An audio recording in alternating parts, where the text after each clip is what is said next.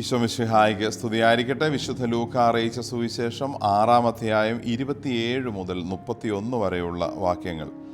അതിനാൽ ഞാൻ നിങ്ങളോട് പറയുന്നു, ശത്രുക്കളെ സ്നേഹിക്കുവിൻ, നിങ്ങളെ ദ്വേഷിക്കുന്നവർക്ക് നന്മ ചെയ്യുവിൻ, ശപിക്കുന്നവരെ അനുഗ്രഹിക്കുവിൻ, അധിക്ഷേപിക്കുന്നവർക്ക് വേണ്ടി പ്രാർത്ഥിക്കുവിൻ. ഒരു ചെകിട്ടത്തടിക്കുന്നവന് മറ്റേ ചെകിടുകൂടി കാണിച്ചു കൊടുക്കുക. മേലങ്കി എടുക്കുന്നവനെ കുപ്പായം കൂടി എടുക്കുന്നതിൽ നിന്ന് തടയരുത്. നിന്നോട് ചോദിക്കുന്ന ഏതൊരുവനും കൊടുക്കുക. നിന്റെ വസ്തുക്കൾ എടുത്തുകൊണ്ട് പോകുന്നവനോട് തിരികെ ചോദിക്കരുത്.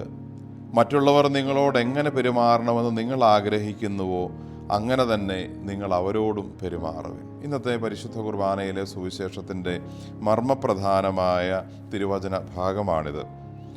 പ്രായോഗിക ജീവിതത്തിൽ പാലിക്കാൻ, പരിശീലിക്കാൻ ഏറ്റവും ബുദ്ധിമുട്ടുള്ള ഒരു ക്രിസ്തീയ ഉപദേശമാണ് ഇന്നത്തെ ഈ സുവിശേഷം. ശത്രുവിനെ സ്നേഹിക്കുക എന്ന് പറയുന്നത് പറയാൻ എളുപ്പവും പരിശീലിക്കാൻ, പ്രയോഗത്തിൽ കൊണ്ടുവരാൻ ബുദ്ധിമുട്ടുള്ളതുമായ കാര്യമാണ്. പക്ഷേ ഈശോയെ സ്വീകരിക്കാൻ വേണ്ടി നമ്മുടെ വാശിയുടെയും വൈരാഗ്യത്തിൻ്റെയും ഇഷ്ടക്കേടിൻ്റെയും കടുംപിടുത്തങ്ങൾ മാറ്റിവെച്ച് ഏത് തരത്തിലുള്ള ഒരു വിട്ടുവീഴ്ചയ്ക്ക് നമ്മൾ തയ്യാറാകണമെന്ന് ഈ ക്രിസ്തുമസ് കാലം നമ്മളോട് ആവശ്യപ്പെടുന്നതാണ് ഇന്നത്തെ സുവിശേഷമായി ഈശോ നമ്മളോട് പറയുന്നത്. ശത്രുവിനെ മനസ്സിൽ വച്ചുകൊണ്ട് നോക്കിയാൽ പിറക്കാൻ പോകുന്ന ഉണ്ണീശോയെ നമുക്ക് കാണാനായി പറ്റില്ല. കണ്ണുകളിൽ തിമിരം ബാധിക്കുന്ന ആളുകളുണ്ട്.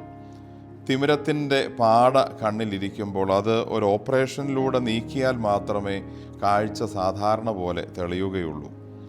ഇന്നത്തെ തിരുവചനങ്ങൾ നമ്മുടെ ഹൃദയത്തിൽ നിന്ന് അശുദ്ധമായതെല്ലാം, ചിന്തയും വിചാരങ്ങളുമെല്ലാം മുറിച്ചു മാറ്റട്ടെ. മറ്റുള്ളവർ പ്രവർത്തിക്കുന്നത് നോക്കാതെ അവരെ ആത്മാർത്ഥമായി സ്നേഹിക്കാൻ നമുക്ക് സാധിക്കട്ടെ.